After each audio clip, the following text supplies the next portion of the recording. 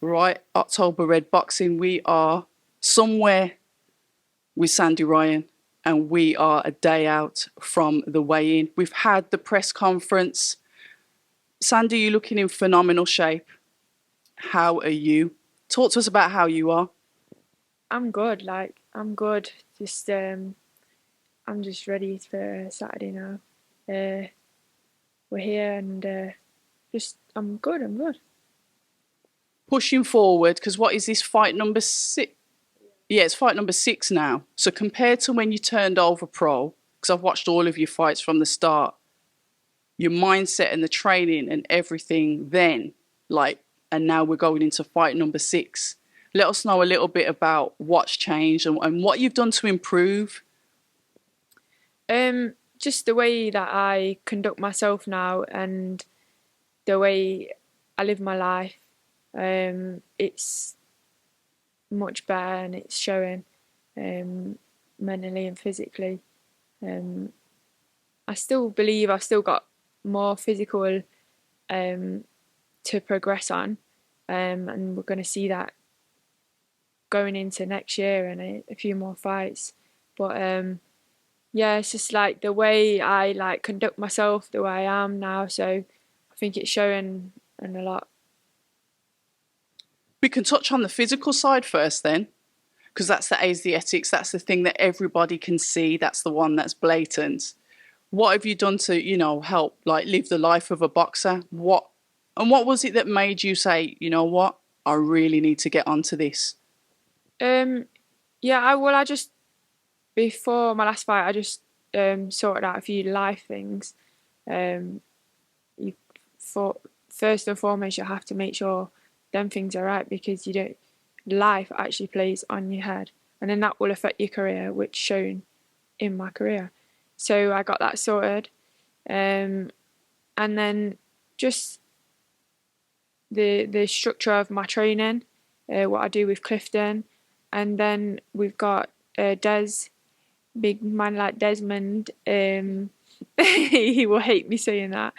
Uh, in Birmingham at the lab, I get myself up there 2 3 times a week training with him. So then obviously and then so all my work with Cliff and Des, and just got a nice structure, and then in life, my life's going well. Got my good people around me, so I think that all has an good effect, and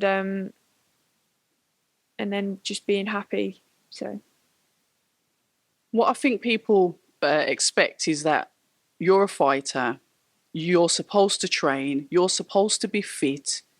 We don't care about problems outside of the ring. Just get in there and win the fights. It's never that simple, is it? And I'm going to pass the mic off to you while I take the coat off because I'm getting hot again and I haven't got time for a fifth shower today. cute lean overs. um, yeah, everyone thinks it's just as easy. They only see when we're fighting and they only see the outcome. They don't see what goes on behind the closed doors, the training and well the shit you have going on in life. So yeah, so they don't see that, but they don't need to see that. But it's just like everyone, we're all still human. Yeah, I get it. You're right. We don't need to see it, but sometimes, like you said, when you had the fight with Erica Farias, Farias won. That played a part in you losing. And we know what it's like on the internet, the trolls. Twitter, I think, is probably the worst for it out of everywhere. You see how people can come at you because they're kind of like expecting you to do this, because Eddie Hearn has sang your praises. And then there's that extra pressure for you to be this like phenomenal boxer already. I mean, talk to us about that kind of pressure. Well, now I just use that as it's good pressure, and people are talking, aren't they? But like before, it would affect me loads, and like the comments were like, "Oh, I hope she loses again," and I just seen one just, and like it's just not affected me one bit. So, um, one said, "Oh, she's so showing the disrespect again." I hope she gets her face smashed in. Uh, and but so I just read that and I laughed. Whereas back then, a few months ago, that would have hit me hard. And but also for the reclaim or whatever you want to call it today at the presser, as I obviously actually at the open workout yesterday, as I was leaving, her and her coach was at the door and asked for a picture, and so we had a picture, and she shook my hand, and it was a bit weird, but yeah, we shook our hands then. Today at the presser, and I thought we were done. Like, so I just turned away to walk off, and she obviously pulled her hands out. So then I got off stage, and my man just went to shake your hand. I went, oh shit, here we go again, because I knew there was going to be snaps of that. Straight away I seen the picture, so I thought, let me post this. Because I know people have got some stuff to say about that, But that's anyway. I was about to say, sometimes when people like, I think it just boxing, like, I think it's Dion Drummer's coach that said this to me, Gary Shogan. He said, boxing is life and life is boxing. So just like you're pushing through your career and you're doing well, yeah. You had a setback early on, which to me I think is a good thing, because you know what to expect. I feel sorry for the fighters that haven't lost, and they're how many fights in. But you're going to get people, regardless, that are going to criticise you anyway. They're going to always have to say something, because yeah. Well, do you see it as like? Do you even see it as like hate on you, or do you think if somebody's criticises you, it's kind of like how they feel about themselves? Because it takes a lot to say nasty comments. Oh, yeah. I don't know. I couldn't, like, with me, I don't care what kind of person, whether you're rich, you're poor, whether I was walking down the street past you and you didn't have good clothes on, you looked a bit messy or whatever. If you show me respect, you speak to me, I speak to you then. Like, that's the kind of person I am. And then, so then when people were saying shit about me a few months back, that's why I took it to heart. But now I don't take it to heart, and I just think, I don't, if you've got hate in you, then something's going on in there. So what did you do to kind of like, I can't say toughen up, but what did you do to like help that change, to like say, you know what, if somebody says something over my head now, I'm not going to let it stress. What did you do to help you with that? You know what, I think it's even things in life now, if things don't go right, and you don't want them to go that way, but they do, it's like, it is what I got to work with it. So we got to do this, and we got to do it that way. Whereas before I would have had a meltdown. Whereas now it's like, something goes wrong, all right, we fix it. If we can't fix it, we've got to do another route. We've got to do something else. I think that's growing as well. Yeah, and the pressure, like I said, you've already claimed a belt. You're going in to fight another ex-world champion. So Eddie and your team, and I'm going to get your team, it's second to none, STN, are building you really well. They're not rushing your career, but they're building you in the right and proper way. We're not taking easy fights. Yeah. Because obviously what happened with Erica, but you can say there was contributing factors, but whatever, you came back and you won quite comfortably. And now this opponent, I know you had one drop out and this one's jumped in, which, to be fair, on paper, this one's even better. Yeah. Better fight, harder fight, to be honest. She got like fish from distance with Chantal Cameron, Jessica McCaskill, Kate Taylor, the fights with Katie Taylor and Jessica McCaskill was kind of a war as well. Yeah, she stayed in there, didn't she? Yeah, so this is what I mean. She ain't no walkover, and I can't go in there and take it lightly. So Saturday night, me and Chris, we flipped that switch on my fight mode, and you see the last fight, I've seen it a lot in them. It was about 30 minutes to go in the change room before the fight, and no one could F with him. He was so switched on. Then it switched me right on as well. So yeah, and I love that. He is. I mean, you've been over to Portugal. You took a week out from the UK training, and he took you over to Portugal. Talk to us. How did that come about? So Cliff knows some guys out there, really nice people, Rodriguez and Rui. They brought us in like family, and they're still in touch with us every day, keeping in touch. And so yeah, we just wanted to change up the training in the UK. So we just took a week out, went to Portugal, did a bit of training there, sparred men out there. Yeah, I saw the pictures. So yeah, but that's what people that know me know. That's how I want to prep for a fight. You gotta have it. You gotta be uncomfortable. Fair enough. So you come back now, Eddie, and for the first time I've actually heard him mention yours and Chantel Cameron's name together in the same sentence as that fight is getting closer. You're very good on obviously breaking down fights. We saw you break down how your opponent was moving in the ring. I want your thoughts on the recent fight with Jessica McCaskill and Chantel Cameron. I think Chantel done a perfect job against Jessica McCaskill.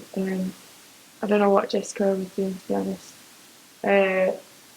She was throwing a shot and then she was all over the place, but I don't know what's going on there. But Chantel done the job what she needed to do, and yeah, congratulations to her. She got all the votes. Yeah. I know that's somebody that's going to be on your radar. I remember speaking to Chantel before a fight, and she kind of like said Jessica can be very swingy. And obviously Chantel was saying she can brawl as well, but she's going to keep it tidy. I thought it then was going to clash. Yeah, but she controlled it. Yeah, because that's how I've known Chantel to be. We get drawn into a fight, so I thought Jessica might be able to draw her in, and then it will be a little bit of a dogfight, and might get some head clashes, this and that. But no, she's been watching me for got a job done. Do you think Jessica McCaskill's a closer fight for you then? Educate me on how this will work now. And I'm not asking you to overlook any opponents. All I'm trying to do is kind of like map out your future as a fighter. So I'm saying on a positive note, you get through your opponent on Saturday. Is Jessica somebody that would come up next, in other words? Possibly. My lighting. Yeah, carry on. Possibly. The glow is gone. The supermodel look. That's a potential fight. Yeah. Yeah. So we talked about world titles next year. So whatever they put to us. Yeah, that's going to keep on switching off. Sorry about that, ladies and gentlemen. The ending of the lighting. But I'm going to move over then, because there's another... The women's division is starting to heat up. There's more of you now. And we're starting to get some good fights. I haven't watched it, but I know that Natasha Jonas, I think, was made an offer by, is it Terry Harper, for a rematch? And Tasha said, no, do you know anything about that? Or am I just literally making this shit up as I go along? I don't really know anything about it, but I've seen some posts and that about rematches and that, because it was a close fight, wasn't it? Yeah. But I'm not really, I don't know what's going on with them. With the weight categories, because I know with the women, you guys can move up and down more or less at will. Say, for example, you do all you can at your division. You claim what's yours. What would you do? Would you just like continue to defend, or would you do like what Natasha's done and what Terry Harper's done and move up and down the weights? I'd want to do the 140, and I'd want to achieve what I can in the 140 division, and then move up to 147. Okay, so that's kind of like the roadmap for you. But obviously, we've got to push through and get through Saturday. Your style, aggressive, spiteful, counter puncher, nice feet. What else can we expect to see from you on Saturday?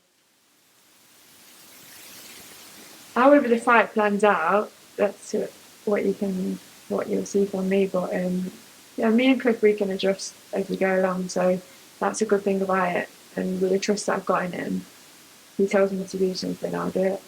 So I just want to get a good performance in on Saturday, get the job done, because these fights they're world level. Every fight now, my fight, they're world level. So I ain't got time to mess around. What's it like going back into the corner? You just made me remember something actually.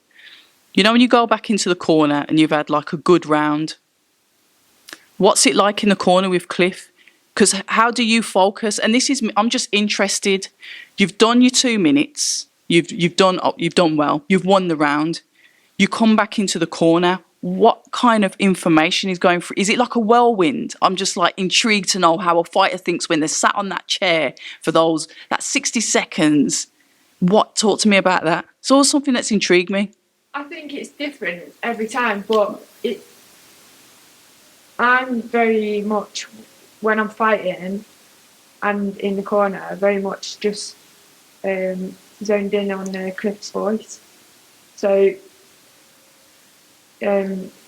what he says, I'll do, and it's weird, and I'll know if he's pissed off at me or not. And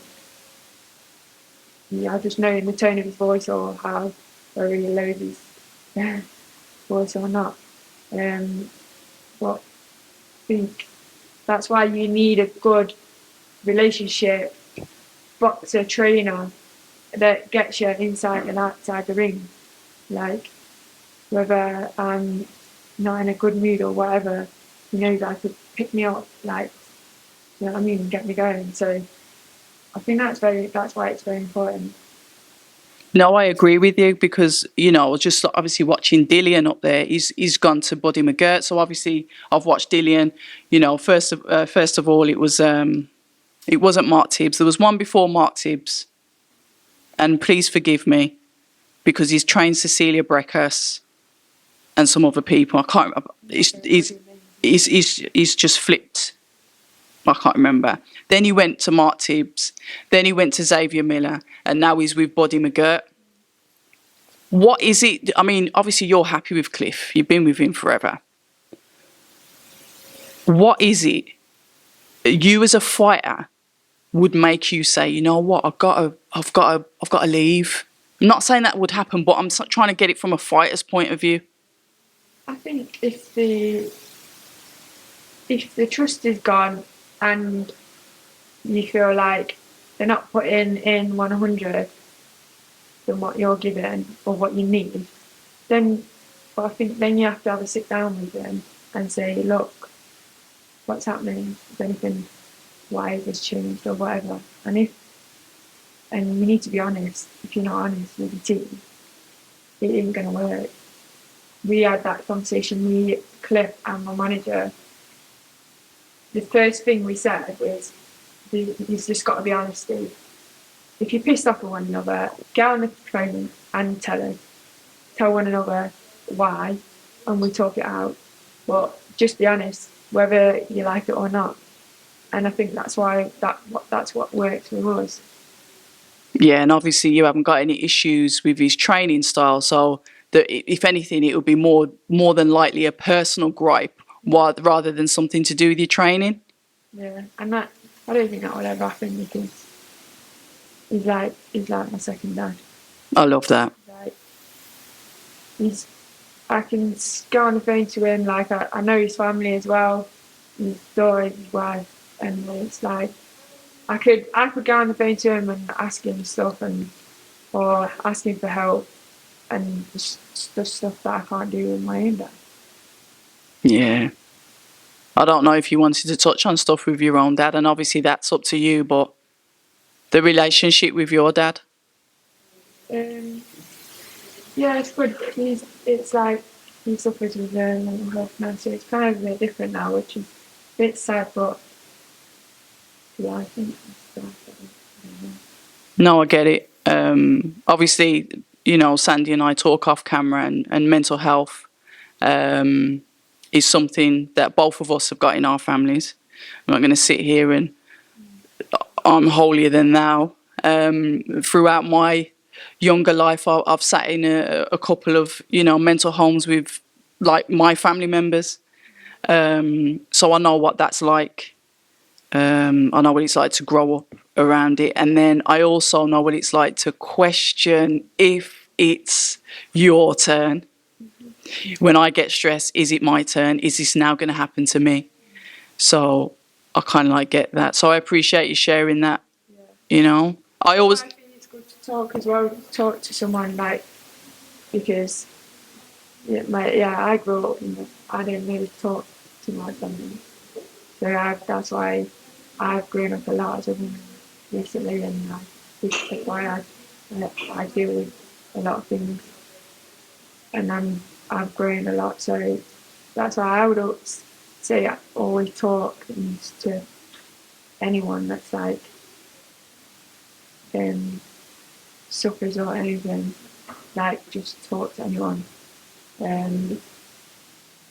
Yeah, I think it's definitely something that I'd go after my career or whatever. I would help like on the men's side of things. Feel like I can talk a lot about it now. So. And it's nice to be able to like get it off your chest as well and say, yeah, I can actually relate to this. I can talk about it, and I can help other people. But speaking about things after like boxing, what I'd like to see you do, because like I said, my ears pricked up when you was talking about your opponent. I'd really like to see you on the Matchroom punditry or on the commentary, you know, like the weeks that you're not fighting. It'd be good to actually sit down and listen to you like break down the fights ringside. Yeah. Then you said I was good at breaking down my opponent. But Yeah. Like, because obviously when the opponent has changed, obviously I was watching on YouTube and stuff 3 weeks ago, and then just seeing that they're just doing it on the pads and that. But yeah. But it's what you do. I know it's what I do. But yeah. Well, I'd like to see it, but I'm just selfish and I have my favourites. But if you think you're going into the ring on Saturday and you're fighting someone, you've already said to me you can't really plan as such, because how's the fight going to go? You've got to be dynamic. And I could just see you doing the same thing, sat there watching, I don't know, Ebony Bridges or Chantal Cameron or whoever fighting the guys as well, not just saying for females, watching the guys and breaking them down. It'd be good to see, but I don't know. I've always got a fucking great idea. But is there anything else that you want to leave us with before I go and stuff my guts with some food? With food? No. Just what's wrong with it? Going to do a little shave chart soon. Then. What, in the gym here? Yeah. Nice one. I might watch. Just my, last little bit. And then weigh in. Weigh in. And then I fuel up and become a gorilla. Love it. October Red Boxing with Sandy Ryan. Thank you so much, Sandy, and always a pleasure. Gorilla. Hi, and thank you for watching October Red Boxing. Like, subscribe, and tap the bell for notifications. You can also find us on Instagram at October Red Boxing and on Twitter, October Red UK. And remember, at October Red, we stay ready.